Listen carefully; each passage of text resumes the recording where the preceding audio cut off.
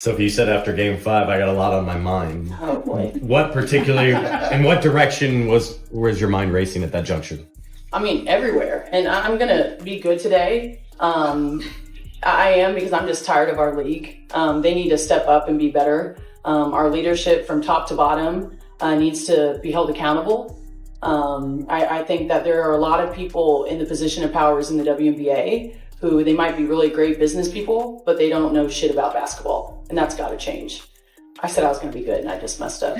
I'm just tired of our league. That single devastating line from Sophie Cunningham's exit interview wasn't just a sign of frustration. It was a direct and deliberate warning shot fired straight at Commissioner Cathy Engelbert. Cunningham didn't just stop there. She accused the league's leadership of being completely clueless about basketball fundamentals, a damning indictment suggesting that the players are the ones carrying all the risks on the court. Now add that bombshell to Nafisa Collier's recent worst leadership in the world rant, and what you have is not just a few disgruntled players. You have a full-blown player mutiny actively brewing. And yet, what was Cathy Engelbert's response to this open rebellion? A carefully crafted, completely spineless PR statement, utterly devoid of any real accountability. In this video, we are going to break down exactly how Sophie Cunningham just flipped the entire conversation with one single interview, and how she is now in the process of exposing what many are calling Cathy Engelbert's lies, specifically about Caitlin Clark. So do you stand with Sophie? We need to know. Let us know down in the comments below. I do. I think everyone's frustrated when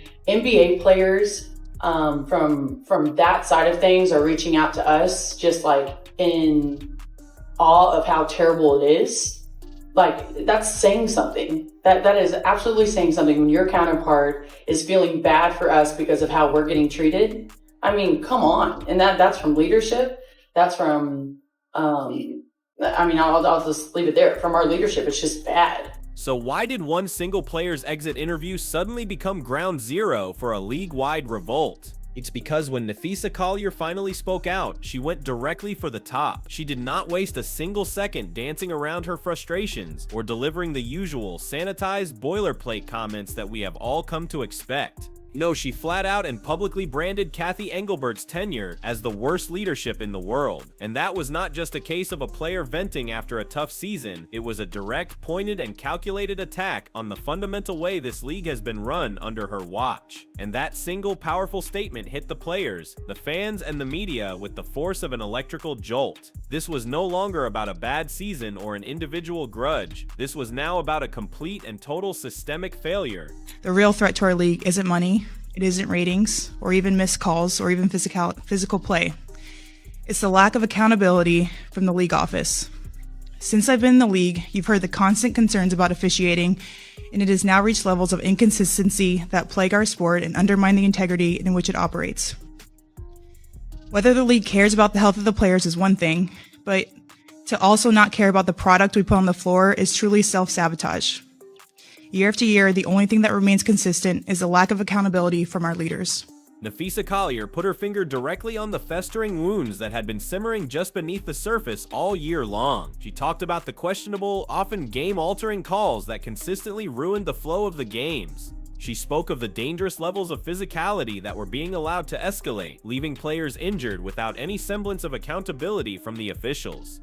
And she painted a damning portrait of a commissioner who seems far more interested in delivering polished corporate-sounding interviews than she is in actually solving the real-world problems that her athletes are forced to face every single night. In doing so, she was drawing a stark, almost brutal contrast. The players are currently performing at historic, almost transcendent levels. You have Caitlin Clark bringing in record-shattering ratings. You have Sabrina Ionesco putting on three-point shooting spectacles, and yet the very leadership that is supposed to be guiding this league doesn't seem to have a single coherent roadmap to either protect its assets or to sustainably grow the game. But what's truly unsustainable is keeping a good product on the floor while allowing officials to lose control of games.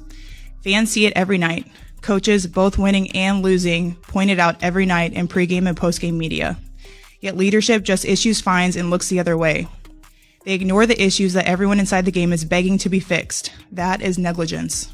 And the fans instantly recognized that this was not just another throwaway soundbite coming from a frustrated star in the aftermath of a tough season. No, this was different. Social media absolutely blew up with reporters and prominent commentators all treating Napheesa Collier's verbal blast as a legitimate landscape-altering turning point for the league. People were saying that this was the single moment where the players had finally stopped keeping their deepest frustrations locked away behind closed doors. Napheesa Collier had just said the one thing that so many others were far too cautious to even whisper. The WNBA doesn't just have a bad night of officiating here and there. It has a full-blown leadership crisis, and that crisis starts at the very top.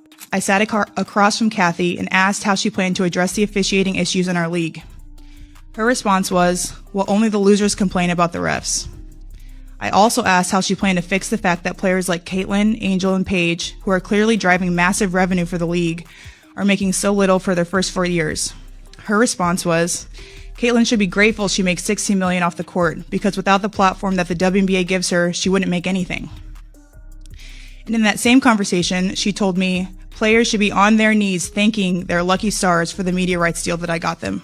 And Cathy Engelbert's response to this public indictment? A generic, almost laughably well-mannered PR statement that was completely devoid of any real substance. She praised the players' effort. She spoke in vague platitudes about how hard everyone in the league is working. And then she ended her statement without addressing a single one of Napheesa Collier's specific and damning concerns. There was no recognition of the officiating disasters. There was no acknowledgement of the mounting serious injuries. And there was absolutely nothing about the glaring disconnect between the players' historic performance and the complete lack of a coherent league vision. To the fans, that deafening silence was infinitely louder and more revealing than any of her empty, carefully chosen words. That's a mentality driving our league from the top. We go to battle every day to protect a shield that doesn't value us. The league believes it succeeds despite its players, not because of them. We have the best players in the world. We have the best fans in the world. But right now, we have the worst leadership in the world. And the timing of this public condemnation could not possibly have been any worse for Cathy Engelbert. With the critical 2026 CBA negotiations now looming on the horizon, Napheesa Collier's comments brought the very real and existential threat of a lockout into a sharp, terrifying focus. The implication was clear: if the league's leadership doesn't change, the players might simply refuse to take the floor. That is no longer just a simmering subplot. That is now the potential future of the entire league. And in the wake of her comments, other players began to line up behind Collier, either directly supporting her or posting their own veiled messages that hinted at the very same frustrations. The message was now spreading like wildfire. This was not a personal beef. This was a full-blown structural crisis. Napheesa Collier had just single-handedly stripped away the carefully constructed illusion that everything in the WNBA was fine. And suddenly, the deep foundational cracks were right there in the open for everyone to see. But if Napheesa Collier was the one who lit the match, it was Sophie Cunningham who then came along and dumped the gasoline all over it. We're competing at the highest level, and it's like a battlefield out there. When we're agreeing on the court because of how awful the officials are, like that's saying something. Like, listen to us. We're not going to come for your heads, but I think there is room for improvement to change the criteria when the whole league is asking for it. But when the leadership isn't doing anything about it, why? And so I think there's just frustration. When the single most powerful voices in your league are publicly calling you tone deaf, then who is truly in control? That is the one single question that everyone was asking in the immediate aftermath of Cathy Engelbert's attempt to calm the raging storm with her official corporate-approved response. On the surface, of course, it sounded perfectly respectful. She thanked the players for their passion. She stressed just how much progress the league has made, and she promised a future of continued growth. But when you looked just a little bit closer, you could see that the statement was completely and utterly missing everything that actually mattered. There was no mention of the officiating meltdowns. There was nothing about the way Caitlin Clark had been treated, and there was not a single solitary word about the bigger systemic governance failures that Napheesa Collier and so many others had raised. The entire thing read less like a genuine response and more like a press release that was meticulously designed to look polished. And the fans and the reporters saw right through it immediately. Instead of providing providing any real reassurance, the statement came off as nothing more than a pathetic attempt at stalling. You simply do not dismiss the urgent, heartfelt concerns of your own players with a wall of corporate sanitized language and then expect people to just move on. The response therefore poured a tanker truck of fuel onto the already raging fire because it confirmed exactly what Napheesa Collier had accused her of in the very first place: a profound and complete lack of real, authentic leadership. What the players so desperately wanted was a dialogue. What they got instead was pure, unadulterated spin. A commissioner being called out like that directly? And that timid, tepid statement, she looks guilty as hell. And then I'm looking at it and I'm saying, did you really say that? Mm-hmm. Did you really say that Caitlin Clark should thank her Heavenly Stars, that she wouldn't be worth anything if she wasn't playing in the WNBA? Did you really say? See, all of these things that Napheesa Collier brought up, I'm sitting back going like this. Girl, you got my ears perked. I'm like, I'm listening, because she got very, very specific. And for her to come, the commissioner to come back with that, you can't have her at the negotiating table talking to players.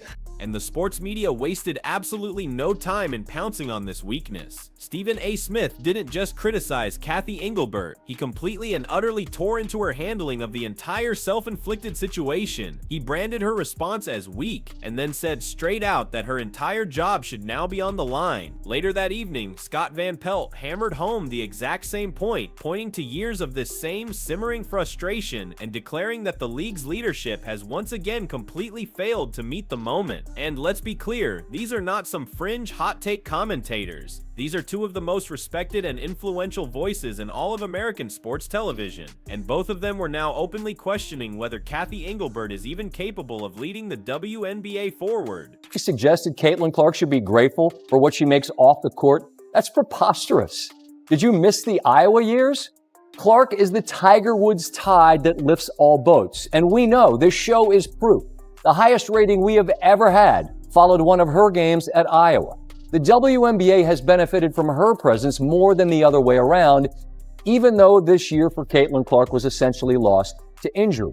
And the backlash certainly did not stop at just the media, either. Players from all across the league began to echo Napheesa Collier's sentiments in their own powerful ways, adding even more significant weight to this burgeoning revolt. Ja Wilson, the current league MVP, spoke out about how the players simply are not being heard. Lisa Leslie, one of the single most iconic and respected figures in the entire history of the WNBA, also called out this massive leadership gap, a move that signaled this was not just about one or two frustrated modern-day stars. No, this was now a full-blown league-wide movement, and that powerful, growing chorus of support made one thing abundantly and undeniably clear: Napheesa Collier was not isolated. She was speaking for an entire generation of players. But you're only able to do that because of those players that are on the floor, mind you, the product, but you didn't close the gap on the relationship between you as the commissioner and the players. And as long as you feel like in leadership, listen, the wolf is only as strong as the pack. And the pack is only as strong as the wolf. But just know, when the wolf doesn't lead the pack properly, the pack will eat the wolf. And right now, Cathy just put out words that Napheesa took notes on and brought receipts and put out there that she could never get back. And I think her job will forever be in jeopardy. The trust of the WNBA with that particular commissioner, I don't think will last. And instead of trying to bridge this ever-widening gap, Cathy Engelbert's actions only served to make it even wider. Coaches like Cheryl Reeve and Becky Hammond just kept on getting fined for voicing their completely legitimate frustrations about the officiating, a series of punishments that felt less like professional discipline and more like outright suppression. But punishing this criticism didn't actually silence anyone. It only served to further validate the growing claims of a completely tone-deaf leadership. The momentum in this entire saga then shifted with a stunning quickness. What had started as quiet, behind-the-scenes grumbling had now transformed into a deafening public chorus that was demanding accountability, and as a result, the credibility of Cathy Engelbert's entire office was now crumbling, and it was crumbling fast. And that is the precise moment when Sophie Cunningham decided that enough was enough, and she dropped her own, equally explosive critique. Most professional athletes' exit interviews are designed to stay safe. They offer a few carefully chosen words about the season, some polite and generic thank yous, and then everyone just moves on. Sophie Cunningham, however, decided that she was not going to play that game. She looked directly into the cameras, she let out a long, weary sigh, and then she said the one thing that so many of her fellow players have been holding in for so long: "I'm just tired of our league." And that was not just a simple expression of frustration after a tough year. It was a direct, pointed message aimed squarely at Cathy Engelbert and the other people who are currently running the WNBA. Sophie wasn't sugarcoating a single thing. She was ready to completely torch the entire flimsy idea that the league's leadership has even the slightest clue about what their players are actually being forced to deal with on the court. And the game's not fun to watch because everyone's just trying to kill each other, because that's how you're going to survive, or otherwise you get injured. I don't know, it just sucks. Our game is changing, and yeah, we want it to be physical, but at the same time, like, you still want to watch good basketball, and when they can't get that under control, it's not fun.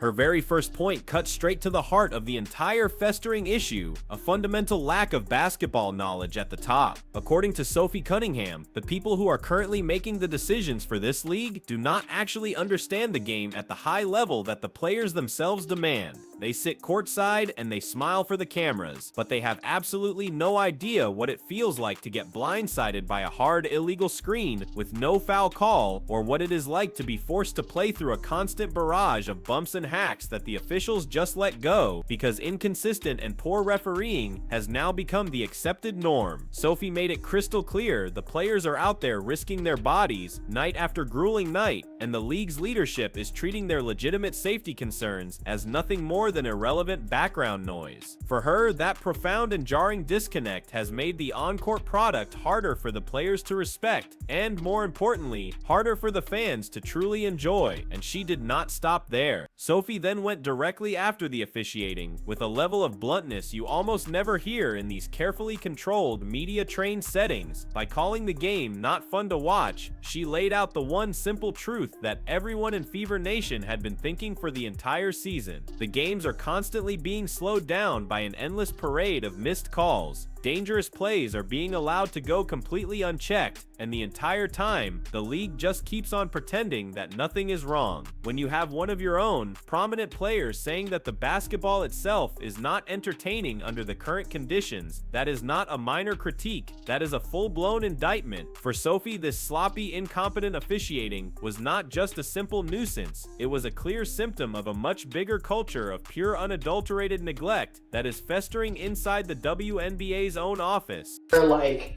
people are in position to change that, but they don't know basketball. Like, yeah, you've been around the game, but you haven't played. And, maybe that's on us players that after we're done, maybe we try to move into those positions so we can make the next generation better, so we can improve the game even when we're done. I don't know what that looks like, but I know that definitely needs to change.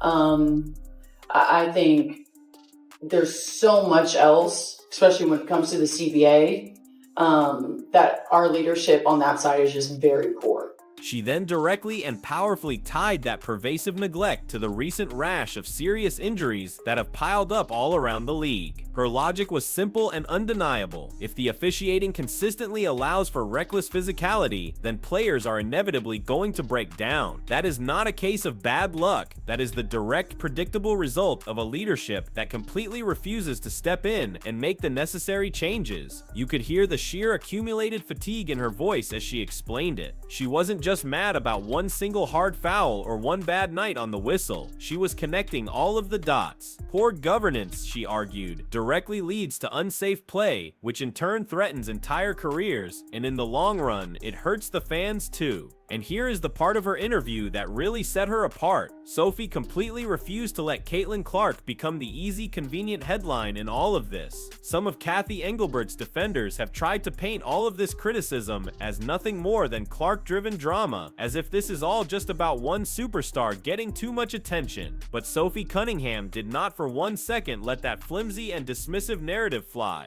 Caitlin Clark matters, sure, but Sophie made it abundantly clear that this revolt is about everyone. It is about Aaliyah Boston getting hacked down low. It is about Lexi Hull battling on the perimeter. It is about Kelsey Mitchell, Natasha Howard, and Odyssey Sims, all of them being forced to deal with the exact same unfair treatment. In that moment, Sophie was defending her teammates, she was defending her peers from all across the league, and she was defending the fans who are so desperate to just see high-level professional basketball finally be treated with the respect it deserves. Not really a fan of our leadership in the W. I just think they're failing us as a league, definitely failing us as players. And, you know, everything that Fisa said, we all feel that way, and we're all going to back her. And I think it's pretty strong coming from her. I think a lot of us have been saying that, but when it comes from someone to that caliber of a player, that we're being serious. And so my comment on that, I think it's pretty shameful that she always makes it about her, Cathy, when it should have nothing to do with her.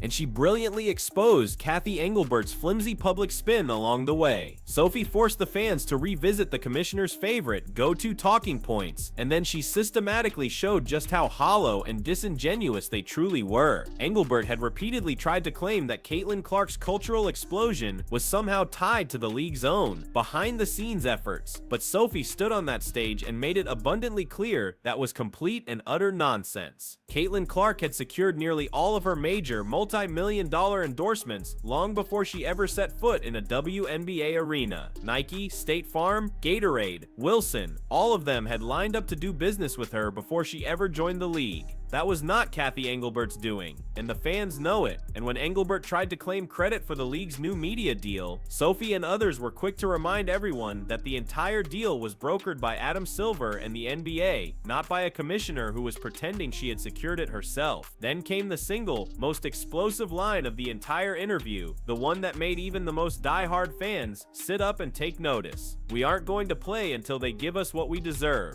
That is not the kind of statement you just drop casually in an interview. Sophie Cunningham was putting a full-scale lockout on the table, not out of greed or impatience, but out of a desperate last-ditch push for simple fundamental fairness and safety. She was making it crystal clear that if the current leadership will not deliver, then the players will not continue to sacrifice their careers in silence. I do know that the league came back and really gave us nothing. And so, you know, there's a potential lockout, because I promise you that we are not going to play until they give us what we deserve. And that's kind of where it's headed, unfortunately, which would be the dumbest basketball decision business-wise ever, considering the momentum the W has right now.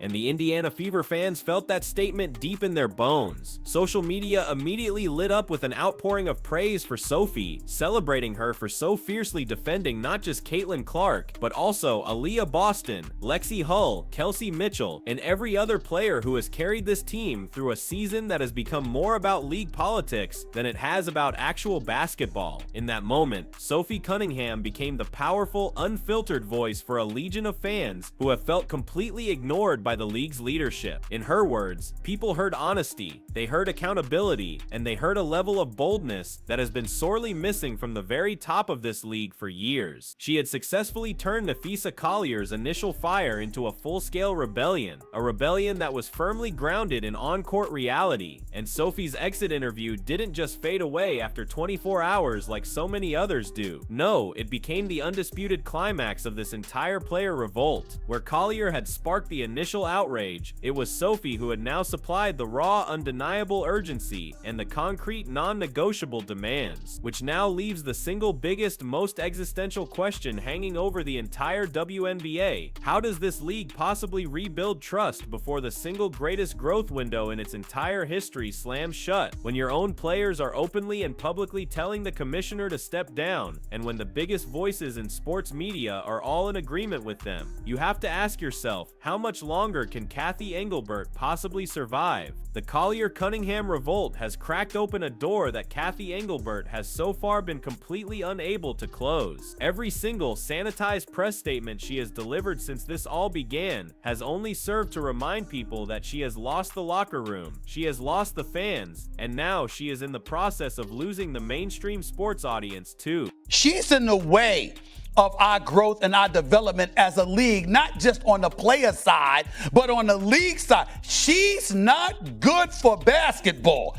That's what Nafisa got. Nobody questioned Cathy Engelbert's business acumen now, because we know she knows business. And you see the average player salaries, it was $28,000 when they first started. It's about, over the 130 now. You got salaries over 200,000 now, some of them, but that's not enough. But the bigger, more existential problem for Cathy Engelbert is that this revolt is no longer just about media heat. The massive looming shadow of the NBA itself hangs over the entire WNBA structure. The WNBA is a league that leans heavily on NBA money, on its infrastructure, and on its ownership influence just to keep pushing forward. Adam Silver has been heavily involved in securing some of its most crucial deals, and multiple insiders have now said that Cathy Engelbert has not exactly been the kind of critical relationship builder that her role so desperately demands. When your primary job is to unify 16 different franchises, your top players, and a host of corporate sponsors, but the people who are inside your own office are saying you haven't been able to connect with any of them, that is a fatal flaw at this high level of leadership.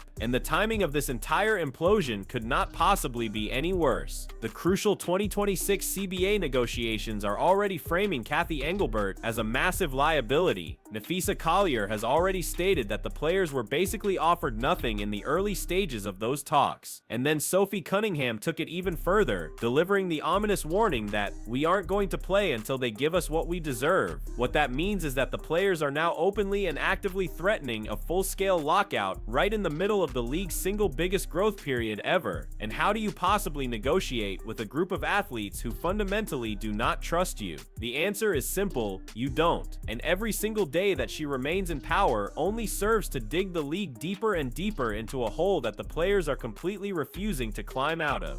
At the end of the day, you have a star player in the league saying the commissioner, this individual, is in the way of all of us. And that was her statement. I believe she should hand in her resignation. The only logical conclusion at this point is for Cathy Engelbert to hand in her resignation. Meanwhile, the business numbers are not just good, they are explosive, and they completely expose the massive divide. The league has just landed an 11-year, $2.2 billion media deal. Team valuations are skyrocketing, and yet the players are still being fed the tired, condescending line about sustainability as the reason their pay and their protections continue to lag so far behind. And that glaring contradiction is precisely why the words of Nafisa Collier and Sophie Cunningham have hit with the force of a battering ram. This has never been about a lack of resources. It has always been about a complete and total failure of leadership. When you put all of these explosive elements together, the full-scale player revolt, the relentless media backlash, the looming labor battles, and the quiet but immense pressure from the NBA, the outcome looks not just obvious but completely inevitable. Cathy Engelbert's days as commissioner are numbered, which raises the bigger, more critical question: what kind of leadership takes over? And can it possibly rescue the WNBA's once-in-a-generation opportunity before it's too late? Because this Indiana Fever core is not just building a roster, they are actively forcing the entire league to confront its single biggest problem. Caitlin Clark, Aaliyah Boston, Kelsey Mitchell, Sophie Cunningham, and Lexi Hull have collectively become the loudest, most undeniable reminder that it is the players, not the management, who are driving this league's growth. The fans are not tuning in to watch executives in suits. They are here for the talent on the floor, and if Cathy Engelbert keeps ignoring them, she risks wasting the single most exciting era the WNBA has ever had. The future of this league must be about safety, it must be about fairness, and it must be about an actual coherent basketball vision. The fans are standing with Sophie, with Caitlin, and with this entire Indiana Fever group in demanding a new leadership that finally puts its players first. So do you stand with Sophie? Let us know down in the comments below. Be sure to like, subscribe, and turn on all notifications so you never miss out. Click the video on the screen, and we will see you in the next one.